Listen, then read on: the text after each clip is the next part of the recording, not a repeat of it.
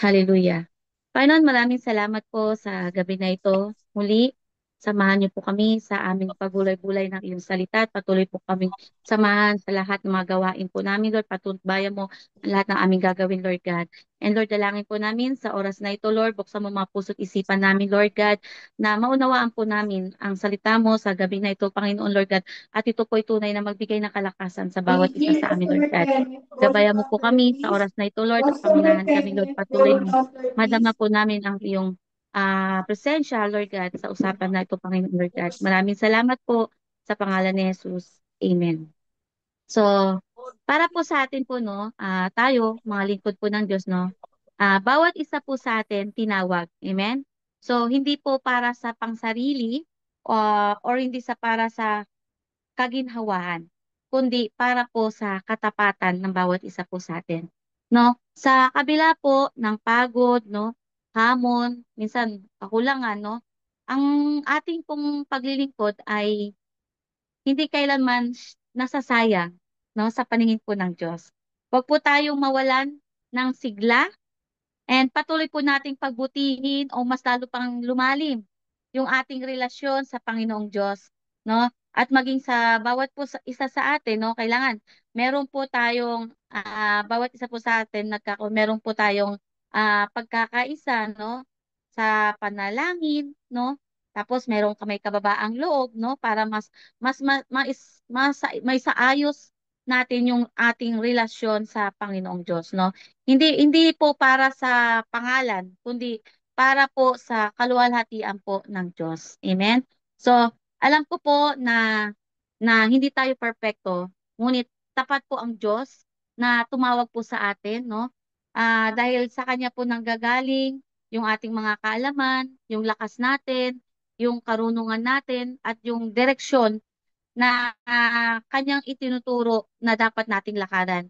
Nung halimbawa po, no, kapag tayo po ay nag-share ng salita ng Panginoon, no, so siya yung nagbibigay sa atin ng karunungan, siya yung nagbibigay sa atin ng lakas, no, para magawa natin yung mga dapat po nating gawin. 'Di ba? So, ang tayo bilang lingkod, no, wag po tayo magkaroon din po ng sariling direksyon, no, na magpapalayo po sa atin or sa kanya.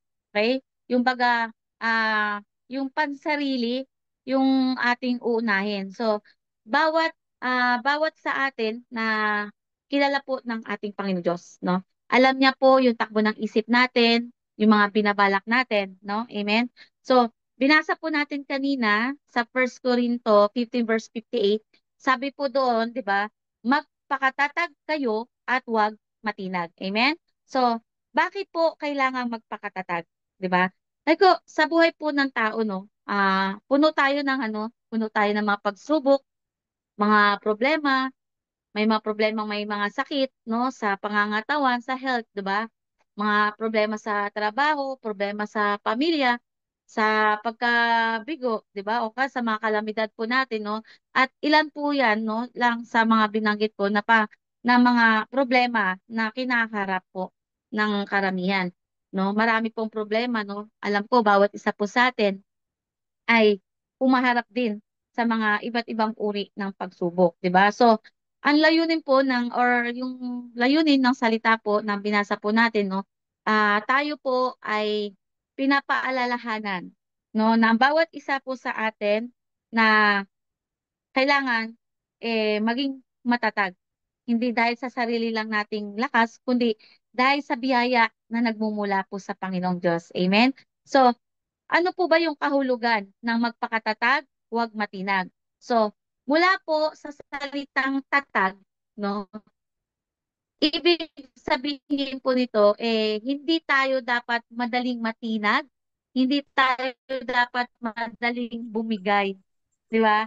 So, ang magpakatatag at huwag matinag ay isa lang po siyang paalala na maging matibay tayo, na huwag tayong sumuko at huwag tayong magpaapekto sa mga pagsubok or sa mga negatibong bagay sa paligid po natin, 'di ba? So isa po itong uri ng pampalakas ng ating loob. Amen? So sa ating pananampalataya naman po, no, kailangan is patuloy po tayong manalig sa Diyos. Ang kailangan natin, no, is manalig, 'di ba? Kahit na nasa gitna tayo ng unos or problema, maging matibay pa rin tayo. Kahit na may oras na nahihirapan na tayo, 'di ba? So ako po no, i-share ko lang po yung aking naranasan po. Nung panahon po na ako ay humaharap po sa maraming problema, no, masasabi ko nga po na kotang-kota po ako, 'di ba? So dahil nga po talaga kabilaan, no? Kumbaga saklob talaga yung problema pinagdaraanan ko, no? Hindi man po ako naging open, pero talagang yung parang Lord, you and me and the Lord, 'di ba? So, nung nasa point po ako talaga ng buhay ko na punong-puno ako ng problema, aminado po ako, mga kapatid, na talagang nanghina po ako. And masasabi ko rin talaga na nadapa, bumagsak po ako, no? Dahil sa kapabayaan ko, no? Dahil sa pagka-focus ko sa mga problema ko po, no? Na habang dinaraanan ko yung mga problema ko po, 'di ba? So, marami po akong hindi nagawa, marami po akong napabayaan, maging yung relasyon ko po sa Lord, no, napabayaan ko po 'yan. 'Di ba? Dumating din ako sa point na hindi ako everyday na hindi na ako nakakapagbasa kasi yung attention ko nakapokus doon sa mga problema ko, 'di ba? Pero purihin ang Panginoong Diyos po. Amen. Dahil tinulungan po niya ako. Tinulungan niya po ako na mula doon sa pagkabagsak, no, ibinangon po ako, itinayo ako ng Panginoon. Pinalakas po ako ng Panginoon mula po doon sa kahinaan na naranasan ko, 'di ba? At nakita ko po, mga kapatid, yung pag-ibig ng ating Panginoong Diyos sa buhay ko po at kung paano niya ako ngayon, no, inaalalayan, tinuturuan. And praise God po dahil po mula doon po, no, doon sa pagkabagsak ko, yung mga naranasan ko, no, andun pa rin yung isip ko na, Lord, ikaw yung kailangan ko, Lord, 'di ba? Although dumaan ako sa ganong pagsubok, pero nandoon pa rin na nakakapit ka pa rin, na andun pa rin yung nagtitiwala ka pa rin sa Panginoon. Pero may mga bagay na nawala. Kumbaga, may mga bagay na nagkulang ka talaga, aminado po ako doon.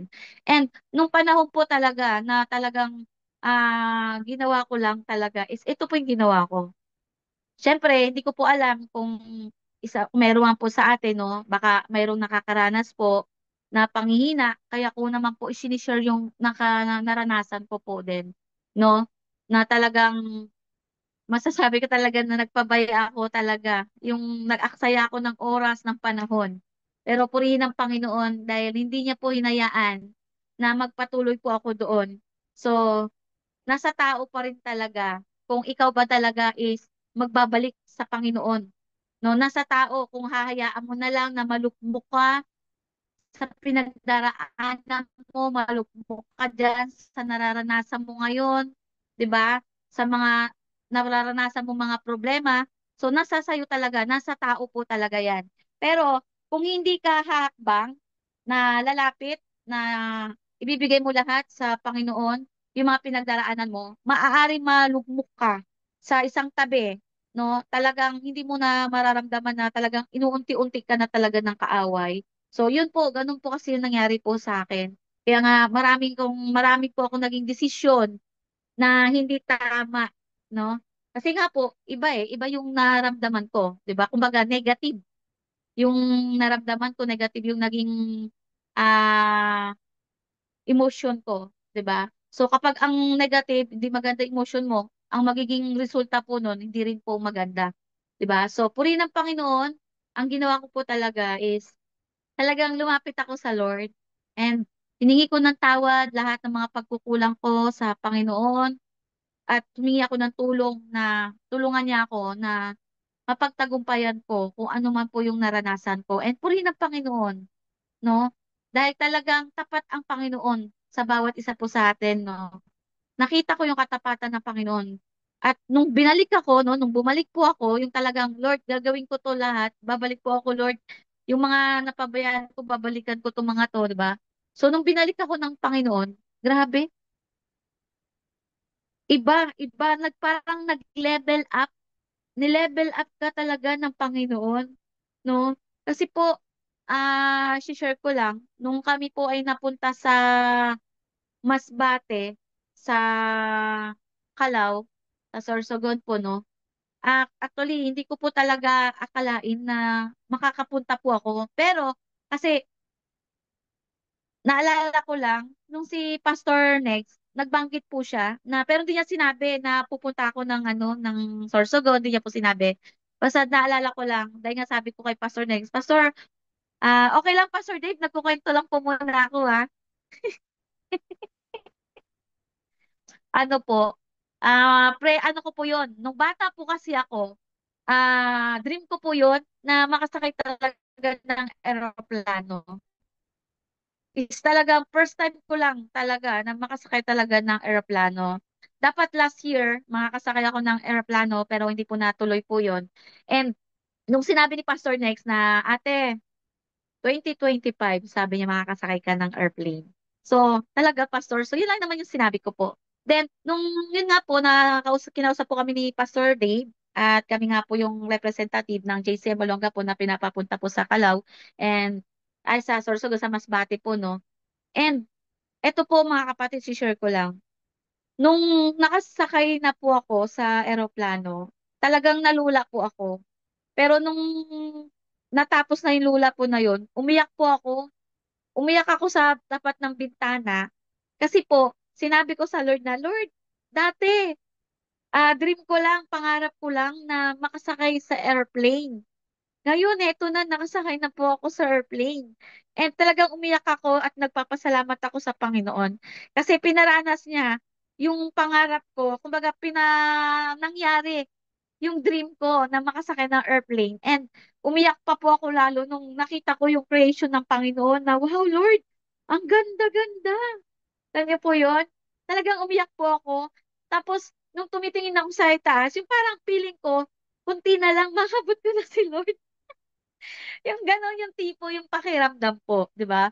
So, napakasarap po sa pakiramdam na pinaranas po sa akin ng Panginoon yung dream ko or yung pangarap ko na mangyari at nangyari nga po talaga, di ba?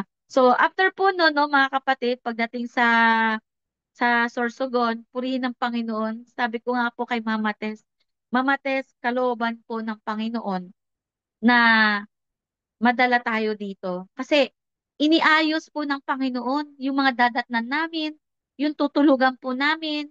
Hindi po kami nahirapan sa travel, maging sa mga tutuluyan namin, sa pagkain namin. Grabe po yung favor ng Panginoon. Sobra-sobra talaga po.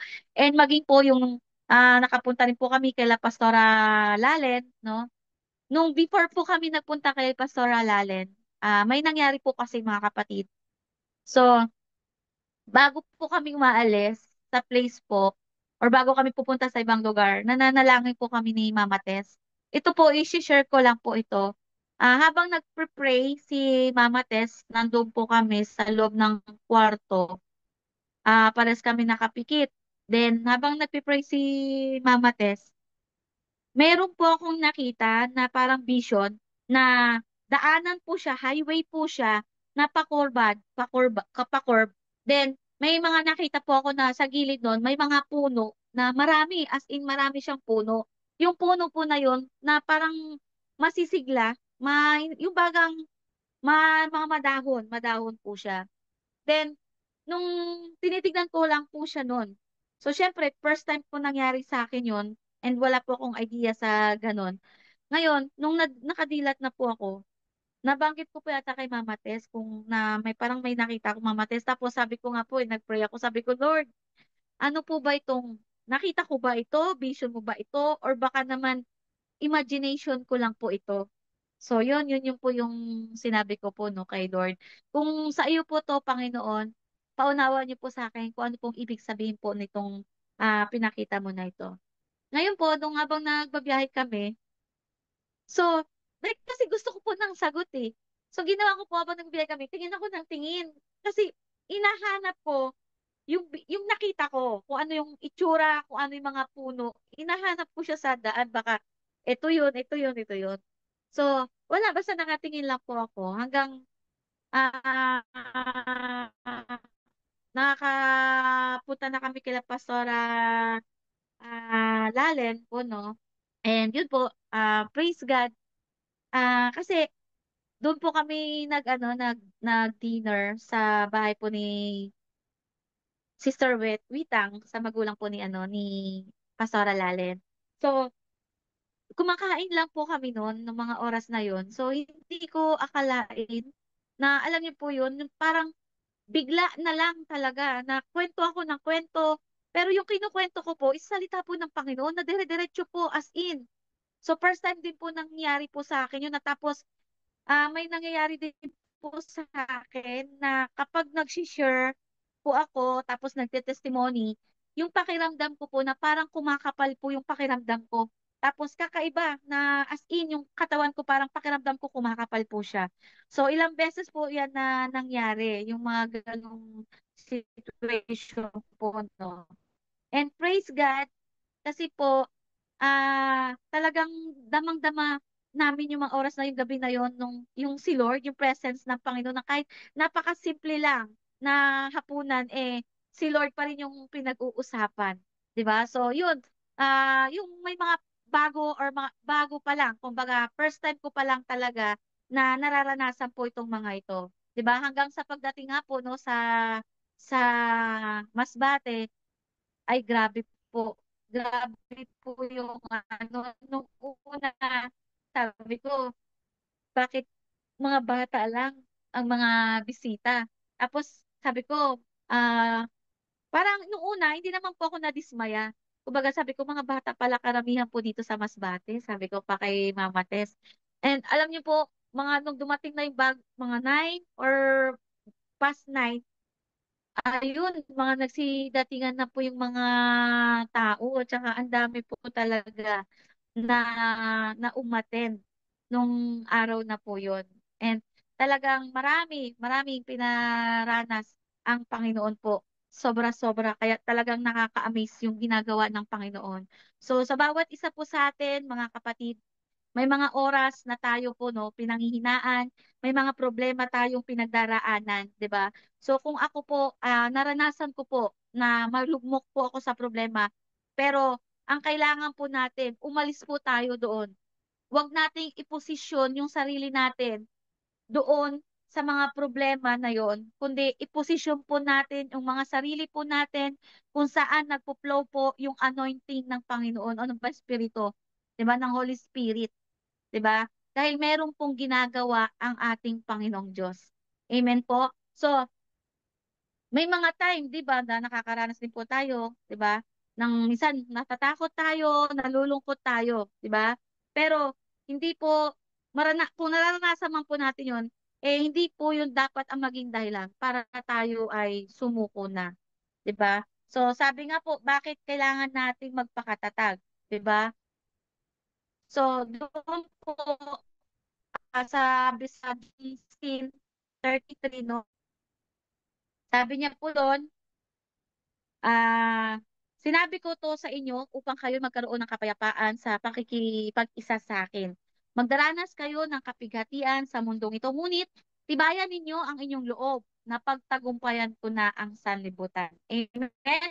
So, yan po, no? Bakit kailangan natin magpakatatag? Dahil po, may mga pagsubok na dumarating, may mga pagsubok na darating pa sa buhay natin, di ba? So, ang pagsubok po ay bahagi po yan ng buhay natin na pinatitibay nito ang ating pananampalataya. Di ba po, kung babasahin nga po natin yung sa Santiago 1 verse 3, sabi niya po doon, dapat ninyong malaman na napapatatag ang ating pananampalataya sa pamamagitan ng mga pagsubok. Amen? So, sa bawat pagsubok po na nararanasan natin, no, mayroong gantimpala, no? Doon sa katatagan, 'di ba? At mababasa po natin din 'yan, no? Sa Santiago 1 verse 12 na sabi niya po doon, no? Mapalad po yung mga taong nananatiling tapat sa kabila ng mga pagsubok, no? Dahil pagkatapos siyang subukin, no? Tatanggap siya ng gantimpala ng buhay na ipinangako ng Panginoon sa mga umiibig sa kanya, 'di ba? So, ang Diyos po natin ay tapat, no, sa kanyang pangako. So, may gantimpalang buhay na walang hanggan sa mga tao na nananatili ng tapat sa kabila ng mga problema na nararanasan niya, 'di ba? So, sa hindi rin po tayo no, hindi po tayo nag-iisa, no? Kung mayroon man tayo mga pinagdaraanan na mga pagsubok, no? Sabi nga po sa Isaiah 41 verse 10, no? Sabi po niya doon, ako'y sasa iyo, huwag kang matakot. Ako ang iyong Diyos, hindi ka dapat mangamba. Palalakasin kita at tutulungan at iingatan at ililigtas, 'di ba? So, ang Panginoong Diyos po natin ay nagbibigay lakas at kasama natin po siya sa bawat araw, sa bawat laban na atin pong pinagdaraanan. Amen? So, paano po ba tayo magiging matatag kapag tayo ay nasa gitna na po ng pagsubok, 'di ba? So, unang-una, mga kapatid, kailangan po natin is prayer, 'di ba? Manalangin po tayo, 'di ba? And kasi kung babasahin po natin yung sinabi ko sa Filipos 4:6-7, no? Sabi niya po doon, huwag tayong mabalisa sa mga anong bagay, no? Sa halip daw, hingin daw po natin sa Diyos yung lahat ng ating kailangan, no? Sa pamamagitan ng pananalangin na may pasasalamat, 'di ba? At yung kapayapaan po ng Diyos, yung na hindi kaya maunawaan ng tao ang siya mag-ingat sa ating mga puso at pag-iisip dahil sa ating pakikipag-isa po sa ating Panginoong Diyos. So, sabi po diyan, no, ialay sa Diyos, no? Kailangan matuto po rin tayo na kapag tayo ay dumaraan sa mga pagsubok, no, kailangan ibigay natin, ialay sa Diyos yung lahat ng ating alalahanin, 'di ba? And isa pa po, no, kailangan talaga is magbabasa po talaga tayo ng salita ng Diyos. Tulad nga po ng sinabi ko, mga kapatid, nung ako po ay dumaan sa mga pagsubok nangyari po talaga sa akin na hindi ko nagbasa ng hindi ako nakapagbasa ng Bible, 'di ba? Napakahalaga po, napakahalaga na tayo ay nagbabasa ng salita ng Diyos. Kasi po, kapag tayo may salita ng Diyos, 'di ba? Panlaban po natin 'yan eh, 'di ba? Ah, tinutulungan tayo ng salita ng Panginoon kung ano po yung mga dapat nating gawin, 'di ba? Siya yung tutulong sa atin kasi alam mo yung salita ng Panginoon, nababasa mo, 'di ba? So kailangan po kung nababasa mo yung salita ng Panginoon, kailangan may application. Kumbaga, ia-apply mo yung mga binabasa mo na salita ng Panginoon. At makita sa mga buhay nga po natin, no, yung mga salita na binabasa natin. Hindi lang po yung puro lang tayo, salita lang ng salita, dada lang po tayo ng dada. 'Di ba? Kwento lang tayo ng kwento. Na kailangan po makita sa pamumuhay natin. Tayo lalo na po tayo bilang mga lingkod ng Panginoon, 'di ba?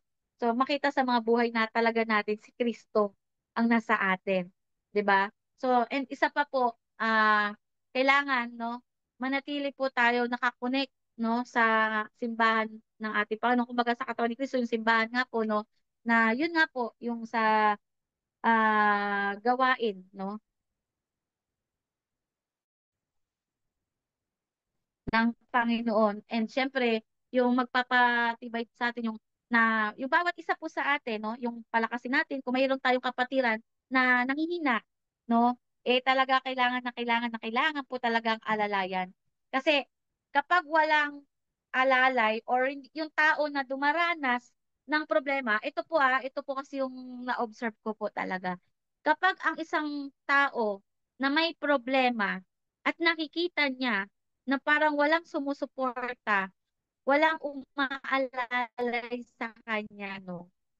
Ah, mas ginagamit din ng kaaway sa kanya yon. Mas lalo pa siyang nagti-trigger yung isip niya, sa isip niya na ito na nga yung problema ko, pakiramdam ko, walang umaalalay sa akin, walang nangangamusta sa akin, 'di ba?